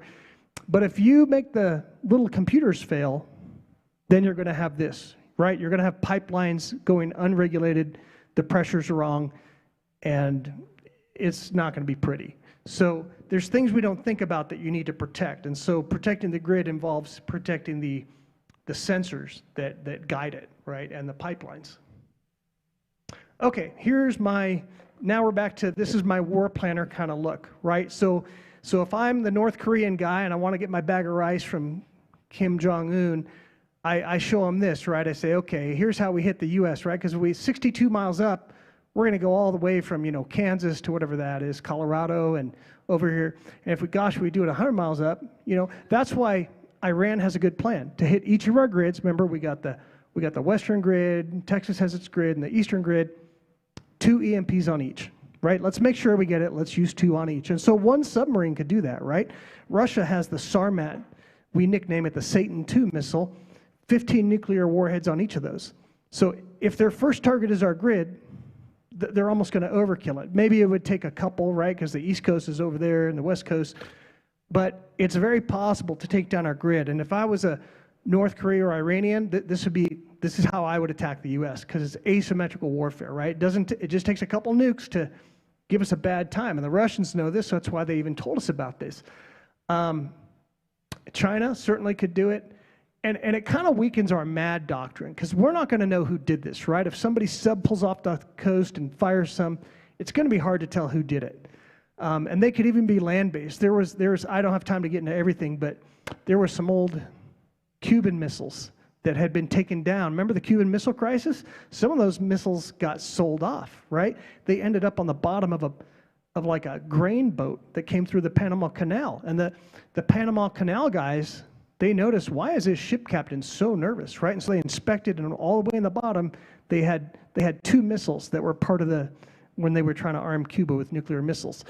And so the thought, and it was going to Mexico, the thought was these could have been set up in Mexico, right? Because actually our southern border is the least protected from missile stuff, right? We're watching for missiles coming from the north, from Russia and Canada. They come over the poles. That's the shortest way. I mean, I'm not trying to give away the story. This is well known, right? Here's something else. Again, credit to Bill Olson. He discovered and that in Iran, the military leaders went to the religious leaders, right? Because Iran is a theocracy. It's run by their religious dictators. And they said, wise, whatever they call him, the mullah or whatever he is. They said, hey, is this compliant with Sharia law if we use an EMP on the great Satan and the little Satan? And they said, oh, yes, because you don't directly kill anybody. It's true. An EMP going off 100 miles, it won't mess up your hair, it won't hurt you, it won't even hurt your cell phone. And so what they said was it's only their unnatural attachment to electronics that will kill them. So yes, it's been blessed by Iran. It's compliant with Sharia law.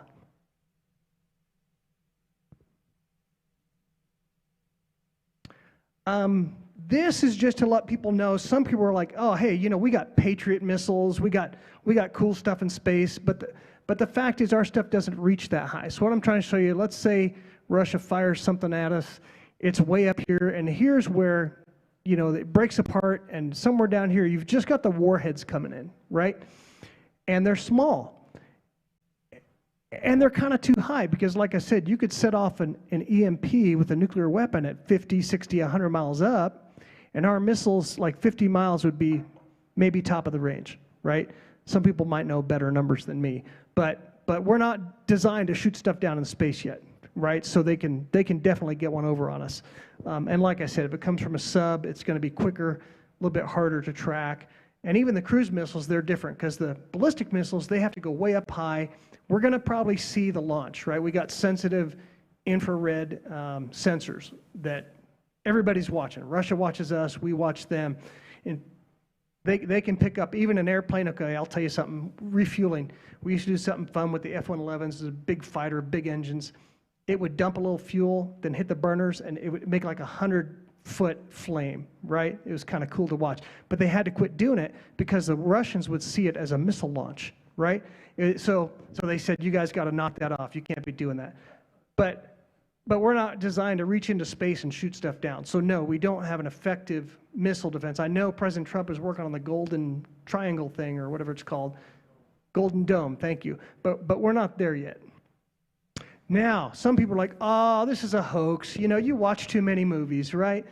But these are testing. So this is a B-52 on a wooden trestle, right, out there in New Mexico. And these things with wires are EMP generators, right? They generate an electrical field similar to an EMP so that they can take that jet, run the engines, and zap it with an EMP and go, does everything we need to still work? Because that's how I found out about it. My jet, the tanker, I was a new lieutenant. They're giving me a tour of the tanker. And they're like, here's the INS. It's EMP hardened. What? It's what? You know, he's like, oh, that way if a nuke goes off around us, it'll still work, right? And then he told me, you know, the engines, the vital stuff we need to work on the airplane is EMP hardened. Is your airliner EMP hardened? No. No, it's not. Now, I will tell you, it's interesting that Ford and Porsche both have EMP testing facilities. Isn't that interesting? So they might be able to make some cars. And there's been other testing that shows that some cars might keep running after an EMP. There was actually something in Hawaii back in the 50s when they did some live testing and all the taxis on Hawaii shut down because that EMP took out some stuff on them. That's not well known, but they did happen. And the good thing is there were children that saw that happen, and they didn't have non-disclosure agreements, right? So the children from the 50s can tell us about it today without going to jail. The other one, that was like a VIP, right? That's actually an airborne laser platform. But again, it's got a different kind of testing around it, right, to make sure it's going to work in a EMP type environment.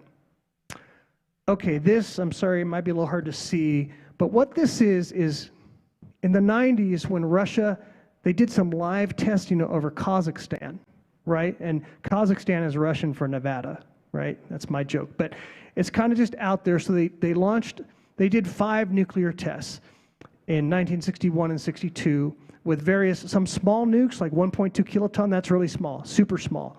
300 kiloton now, that's good size. That's almost like a Minuteman missile, like one warhead on a Minuteman. That's what we go to war with. That's pretty much a base killer, right? It's going to take out a big Air Force base. So they used but the big ones surprised them.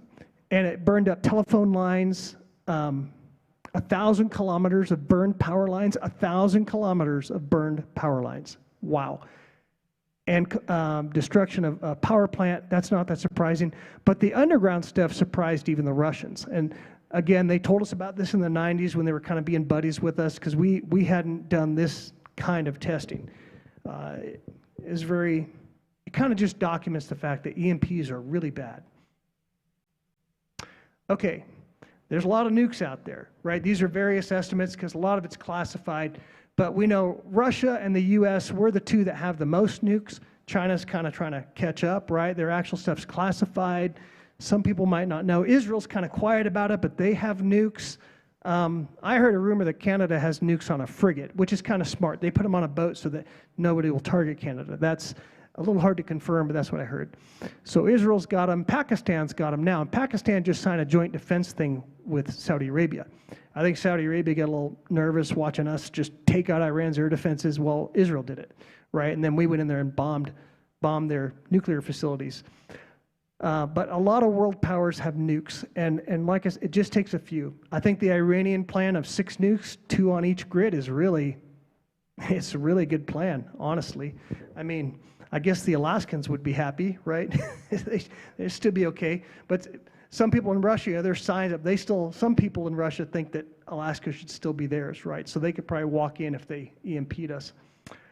Anyway, estimates vary on that. Okay, this is kind of a just for fun slide I made up. What are the top targets, right? The top 10. Let's see if I can read it. So DC, obviously, the Pentagon, the White House, all that stuff. Now those are hardened. The Pentagon and the White House, they can see it coming. They've hardened against EMP, right? So, but a nuke is still gonna hurt you. Stratcom, that is in Nebraska. A lot of people maybe they don't know that's headquarters for all the joint missiles. So the Air Force missiles, the Navy. I got to brief the 4-star admiral, and he liked my briefing about it. Actually, he gave our base an award because of my briefing. But anyway, Stratcom, now they have several layers underground, right? So they know they're a big target, so they're trying to protect themselves a little bit. And then you got all the missile places, right? So, and there's some more airplane pictures. There's a bunch of tankers taking off. Because when we go to nuclear war, there's just, in 10 minutes, that base is gone. So they have 3 big airplanes on the runway at once, right? And they practice this. It's kind of fun to watch them do. They call it a MITO takeoff, minimum interval takeoff. More missile wings, right? Because that's a big target. So there's the Minuteman. I think these are all, because you got to target that. So we got missiles there in Wyoming. We got them in Montana, North Dakota. And Wyoming's only so far, but it's on the eastern side of Wyoming. Now, Ellsworth is another. They've got a bomb wing there with B-1s. Whiteman has the B-2 bombers. I would hit that. That's my guess. That's the B-1. They're kind of cool looking. That's the one that Congressman, now retired Congressman, what's his name? Stewart, thank you. Chris Stewart. That's what he flew. And there's a B-52. It's a lot of armament on a B-52. Then you got the sub base down here, and there's a couple sub bases, right? So they probably have the current intel on if there's a sub in the bay. You might as well take the sub out. There's also communications devices at these Navy bases that are the ones that communicate to the subs. So those are actually a pretty high level target. And those are dirty buffs taken off fast. Now, I put Hale Air Force Base on there. Where are we? This one. I think we're in the 100 to 200 target. Why would that be? Well, we actually are a nuclear weapons depot. We repair nuclear weapons things. We have the headquarters for the Minuteman is here. We've got Northrop Grumman. Actually, all the Air Force landing gear gets worked on. They ship it up for overhaul to Hill. And actually government workers actually do real stuff. They dip it in, they galvanize it in aluminum. They do work on these landing gear and send it back to the field for all kinds of airplanes. Down here in Salt Lake, we've got a tanker unit, and the KC-135, those are used, in nuclear war to refuel the bombers. So it's a strategic target. In fact, I don't know if you all remember, a few months ago, we moved some bombers around right before we hit Iran. We moved some bombers over to Guam as kind of a distraction, and we moved some other bombers east. And as a warplane or tanker guy, I'm like, yeah, moving bombers, that's a show of force, that's a threat. Then we launched like 30-something tankers. That's when I knew somebody's lighting the fuse, because tankers are not a threat, right? But you need them to move bombers. And so when those tankers went east, I thought, uh-oh. And that's what happened. That's when we were taking out Iran well ahead of when they thought we were going to, right, to take out their nuclear program. Anyway, so that's just kind of for fun. But Utah is on the list somewhere. Southern Utah, not so much. Okay, this, maybe some of you grew up hearing about this, the doomsday clock from the Bulletin of Atomic Scientists. And it used to be, several minutes to midnight. Then back in 91, when things kind of relaxed a little bit, these guys are a little tense, right? They said 17 minutes to midnight, midnight being nuclear war, right? World War III kind of thing. Then in 2020, they said 100 seconds. Then they went to 90 in 2023, and the 2025 update is 89 seconds. And I kind of have to agree that, to me, a war planner, I see the alliance, China, Russia, North Korea, Iran, kind of Pakistan, a little bit India. They're all kind of taking a side there, right? And then we got the U.S., France, England. Ukraine's kind of caught in the middle there, but we're getting more friendly to Ukraine this month. And here's something to note. Russia, China, North Korea, Israel, South Africa, they have all hardened their grid. They say we shouldn't bother. We shouldn't do that, right? So it's like they put on their electronic armor. Oh, but you'll see it coming. You'll shut your grid down. It won't get hurt. Well, but they hardened theirs, right? And it reminded me. There's a verse in the Bible, Revelation. So we're not there yet, right? But it says that the heaven departed as a scroll when it is rolled together. So a scroll opens up. If you let go of the scroll, it just opens up. And every mountain and island were moved out of their places. So something violent's going on, Could it be nukes going off? Maybe. Is hardening the grid going to save us from direct nukes? No. But indirect, yes, because it's just a side effect of nuclear war or the sun that our grid could be taken down. So I think it's just prudent to spend a little bit of money to protect it. And I wish the federal government would have done it. It really falls under provide for the common defense and the general welfare, right? That would really be doing the job Congress is supposed to do, but they fumbled, right? So now I think the states should look into that. That's why I've been encouraging Utah legislators to do it. Now, people think, hey, I got a generator, I'm good. Well, you better not keep your generator in auto on mode or it's connected to the grid. So if a big EMP or solar thing hits the grid, it's going to flow into it basically backfeeds the electricity. It would flow into your generator. If you keep your generator in manual, it won't hit it from the grid. Your generator will be preserved. But in Katrina, we found out when your generator's going at 3 a.m. and everybody can hear it, if somebody wants their generator more than you, they'll just come take it, right? Because it makes noise and they can identify it. Sorry to tell you, but that happened at least in Katrina. Maybe it wouldn't happen here. Solar panels, they're kind of a baby. There's some division on might they still work. They're kind of big. For an EMP, somewhere between 18 and 30 inches is the wavelength of what it can kill. So your phone would be okay. In fact, Little Mountain in Utah, we have a test facility where they can EMP zap stuff, and they do it for free for federal agencies or at least at cost. And there's people that work for DARPA. Up in Wasatch County, we've got a company that makes stuff for DARPA, and they send their stuff out there to be tested, right? So they'll put a laptop on a case and they'll have it play music, right? Then they'll zap it with the EMP. If it keeps playing the music, they know it's okay. It's a simple test, right? But you can test anything out there, and they told us that anything smaller than 18 inches, like your cell phone, will still work. I mean, the network won't, but you could play games, right? Or you could see what you can do with it. But bigger stuff is going to be burned up. You could use your vehicle. If you can find some animals to tow it around, your vehicle will work. Some vehicles will work. I already told you about that top secret atomic test in Hawaii that the taxis went down. They did fix them. I asked the gentleman who told me about this, hey, what went bad on him? What was the weak point, right? And he didn't know because he was like a 7-year-old kid and his dad was out flying. That's kind of just a fun slide. But now, how do you protect it? So a Faraday cage, that's what that lady's inside a Faraday cage. You get the Tesla coil zapping her with about 1,000,000 volts, but it doesn't hurt her because that cage grounds it.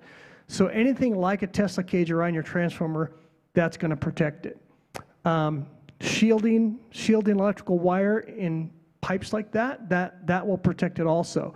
You can't do it above ground because it makes it too heavy, right? Too costly, too heavy. You need all these extra poles. But it can be done. And what I call this is kind of, you got your brass level of protection where you protect the big transformers. What I call the silver level is where you protect the wires going from the transformers to the buildings or to the smaller transformers. And if you put it underground and shield it, that would be the next level, right? Then the gold level would be you protect your building. There's whole home surge protectors, and people will try to sell you stuff, say, hey, this will protect your home from an EMP. Well, I think, again, that's like someone trying to sell you an umbrella, saying this will protect you from a tsunami, right? Like, maybe a little, but not enough.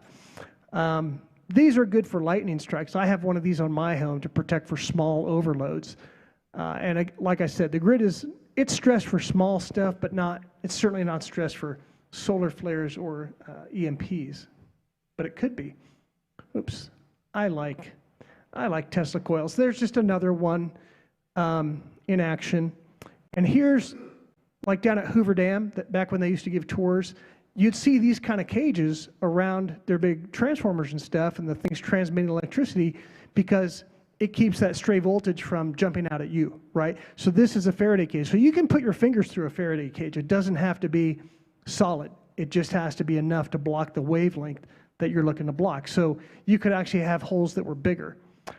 This is a ballistically hardened oil cooler. That's kind of the weak point on most transformers, is the oil cooler, because if you hit that and the cooling stuff goes out, it's going to overheat at some point.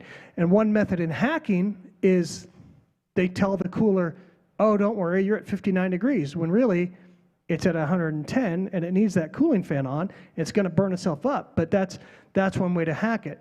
And when you harden the grid, you harden against all these threats to some degree. It can even help against the hacking threats just because of the way they attack. Okay, personal preparation. I'm going to keep this short because it could be its own briefing, right? I could spend an hour on these next two slides. But water is a key concern. You want to learn what things can you do that you have in the household, right? What can you treat things with? Like vodka. I'll call you Dr. Schultz, unofficial title. But Dr. Schultz knows that vodka, you can use it to cleanse a wound. You can use it to sedate somebody. And you can use it to make other medicines, right? It's good for cleaning things up, or burning. You can burn with it too. Batteries, there's just a lot to do to prepare. That's why I actually don't recommend trying to personally prepare your way out of this. It'd be much better if we could get our leaders in Congress or the state legislature to start protecting the grid for us so that it can be repaired in the event of an attack or just a solar event. Yeah, it's probably better to have chickens than a bunch of cryptocurrency or something. There's different ways to store fuel. You want to have the stuff to keep it fresh. Learn ways to treat yourself with home things, because there's not going to be any prescription pills coming in if the grid goes down, right? And how would we pay anybody anyway, right? Even if China was willing to sell us, it'd be tricky, and I'm not sure how much humanitarian aid we would get as the United States. So you've got to do some personal prep. But again, I'd rather see our grid protected than everybody trying to figure out how to 1880s it, right? Because we're back to 1880. There has been some progress. The Republican Party passed a resolution to harden the grid. The legislature did too, but we haven't turned any wrenches, right? That representative went on to do other things. Now I'm trying to get someone. You mentioned Heidi Baldry. She's a big supporter of this. Greg Hughes, when he was running for governor, he said, "Bob, I'll harden that grid. You get me in office, I will harden the grid." He knows how to do it. And one of his big supporters was working for Rocky Mountain Power, so he was kind of influential. I did ask Congressman Moore. He did join the House EMP caucus, but there hasn't been a lot of progress there. Senator Lee's a member of the Senate ICBM coalition, and he says he's for hardening the grid, but I don't know if he joined it's a House caucus. I'd like to see Celeste, what's her last name? Celeste Malloy, thank you. I'd like to see her join that too. There's a bunch of good films out there. Grid Down, Power Up is one. That's kind of recent. I'm running out of time. Russia has some bad weapons. The Satan II weapon, this ridiculous torpedo that is designed to cause a nuclear tsunami, it's ridiculous. It's like 50 megatons. It's a ridiculous size. And they are really good at nuclear weapons, right? They're not that great at the war in Ukraine, but they're really good at nuclear weapons. Here's where I just talk about you can harden to different standards, right? I would say let's start with the brass standard. In fact, let me get to the solution here, which I'm getting there. So here's what I think. And Auditor Cannon brought up, there's a difference between a tax and a user fee.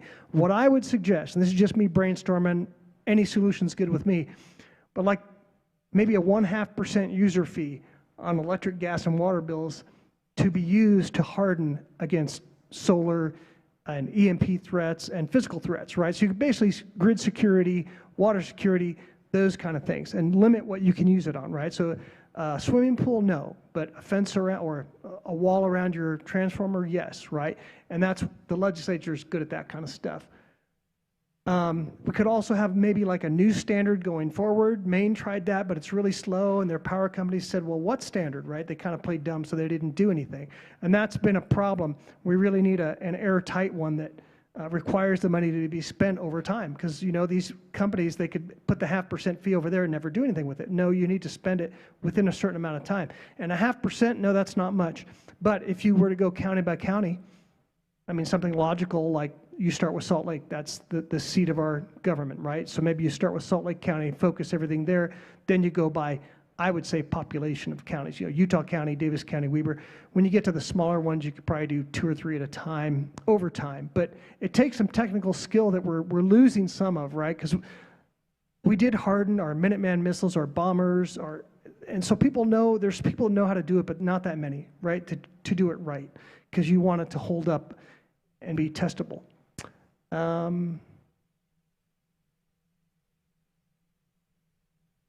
This is kind of the same thing. I go into a lot of detail. I just want to keep it simple and finish. The governor could direct this too. A governor can give a executive order, right? And he's also the commander of the National Guard in Utah, in every state. So he could tell the military to do some stuff too. They just need some funding help. That's another possible way. But it falls in the military. This is some legislative history, again, but nothing has turned wrenches in Utah, right? Resolutions are nice, but we need something that will turn wrenches and protect people. A lot of support. Donald Trump is a supporter of hardening the grid. Newt Gingrich is a big supporter. Former CIA Director James Woosley, right? He knows a lot of stuff, right? Former CIA guy, he knows some threats. So there's plenty of supporters, but again, I think they need to hear from the people that, hey, we want this done. Yeah, it's worth a small fee to me to insure. To me, it's cheap insurance. And Mike Schultz thinks of that yeah, it is cheap insurance, you know, 0.5 cent or 0.5% to keep it going. So there we are. I'm all out of colors and stuff. I think we got just a very few minutes for some questions. Thank you for your patience. Do we have any questions or comments? Yes, sir. The state legislature is too busy going after Tina Cannon to do this. It's ridiculous. It's just ridiculous. There's some truth. Is that Roger? Are you Roger? What's your name, sir? Ben Booth. Ben. Thanks, Ben. You know, 4 years ago, Gordon Chang, an expert on China, was on Fox News, and he says China knows 3 nukes in space would wipe out the whole grid in the United States. Yep. And he talked to people in the Fed, and they just blew him off, you know. So they've known about this. They have. A threat from China, mainly.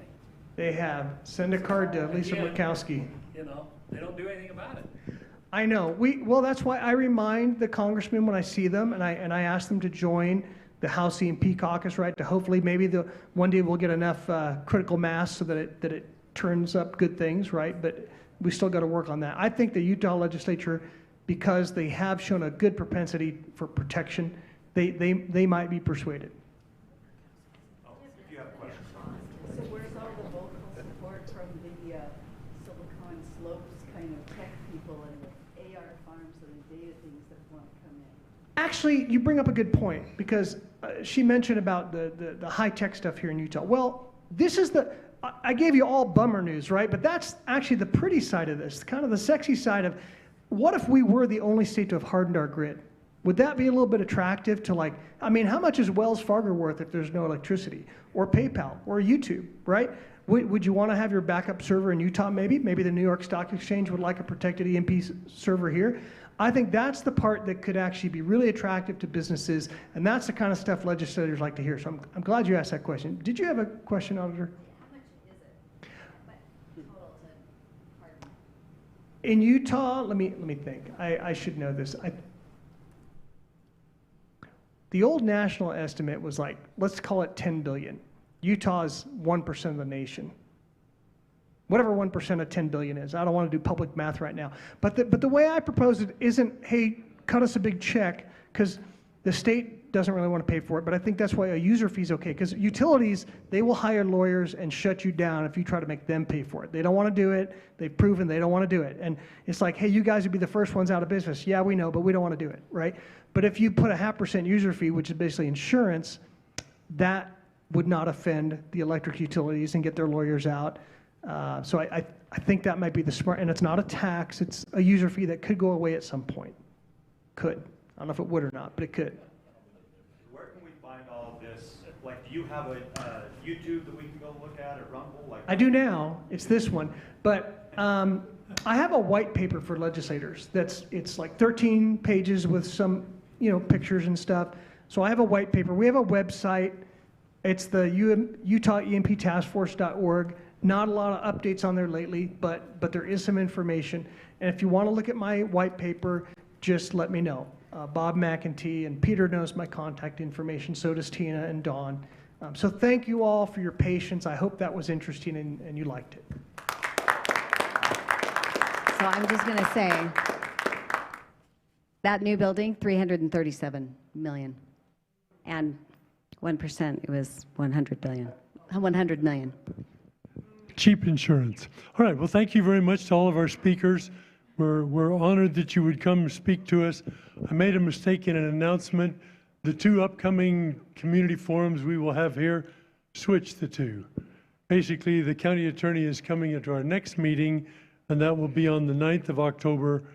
October 23rd will be the Convention of the States discussion. All right, well, thank you so much for coming. We do need to clear the building out fairly quickly. Luckily, the weather's good, so we can talk outside. Thank you so much.